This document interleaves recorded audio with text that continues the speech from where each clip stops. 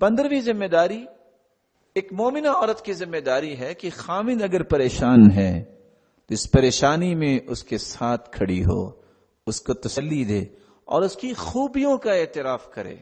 کس طرح رسول اللہ صلی اللہ علیہ وسلم تشریف لائے سیدہ خدیجہ رضی اللہ تعالی عنہ کے پاس، صحیح بخاری کی روایت 4953، تو سیدہ خدیجہ نے کیا کہا؟ واللہ لا یخزیک اللہ ابدا، اللہ کی قسم آپ کو اللہ پریشان نہیں ہونے دیں گے۔ کیوں؟ آپ میں خوبیاں ہی بہت ہیں۔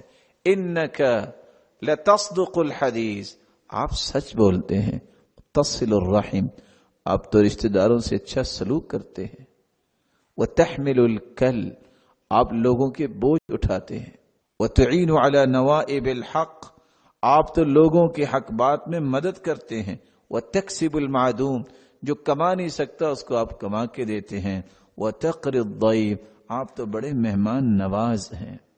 خامد کی تعریف کرنا اور اسی طرح پریشانی میں اس کے ساتھ کھڑا ہونا یہ ایک ذمہ داری ہے۔